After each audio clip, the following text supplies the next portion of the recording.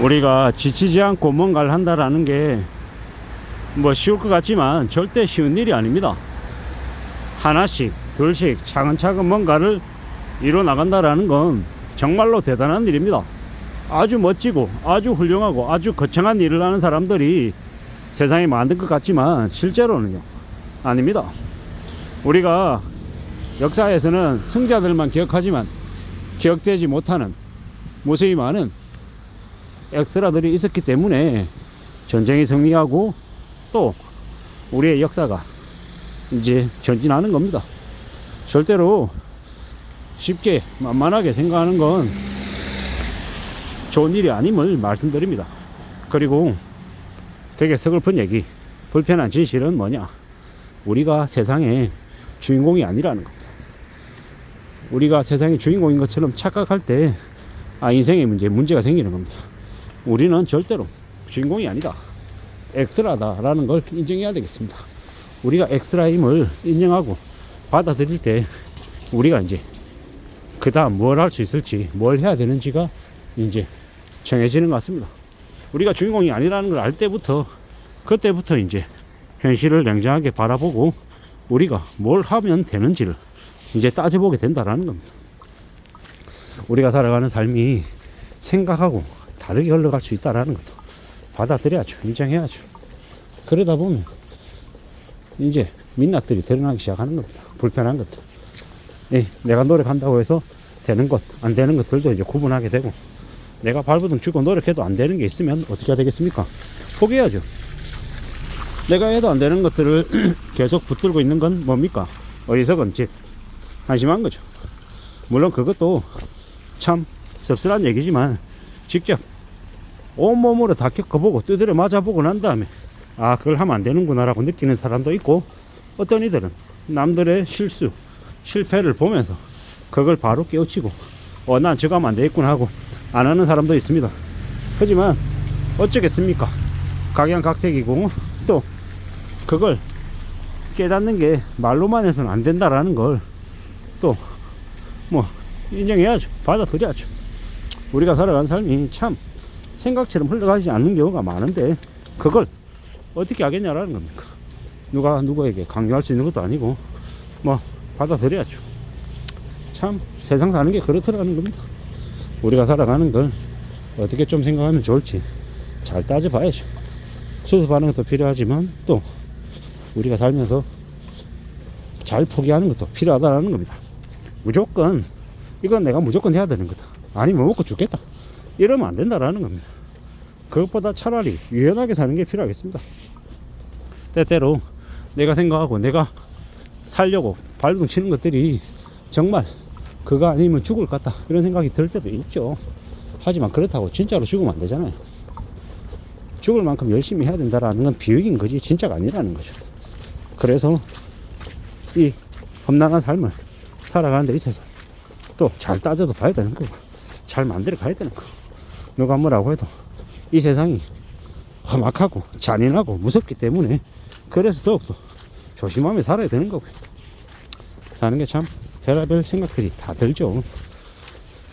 2023년이 끝나고 24년이 또 새로 시작되면 희망과 기대가 가득 차야 되는데, 더 씁쓸한 얘기는 23년보다 24년이 더 암울할 거다라는 거죠.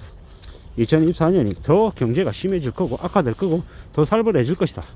그렇기 때문에 더 정신 바짝 차리고 살아야 된다라는 게 불편한 진실입니다. 그 불편한 진실을 어떻게 살아야 되겠습니까? 어떻게 받아들여야 되겠습니까? 잘 따져봐야죠.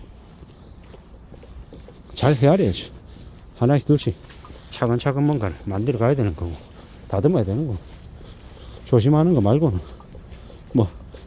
당장은 우리한테 필요한 게 없는 것 같습니다.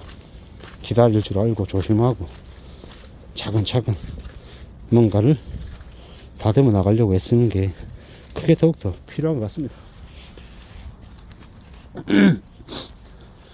영화에서 보는 것처럼, 드라마에서 보는 것처럼 우리의 인생이 드라마틱하고 아주 멋있고 휘황찬란하고 이런 거 없대라는 겁니다.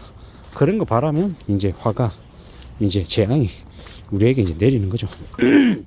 더 조심하고 더 착실하게 살아야 된다는 얘기를 계속합니다.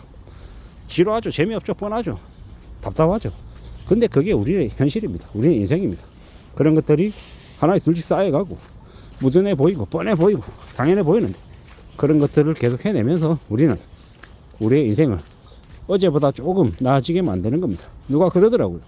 부자가 될 수 있는 그런 덕목을 가진 사람은 어제보다 오늘 자산이 늘어나면 그게 부자다라는 거죠.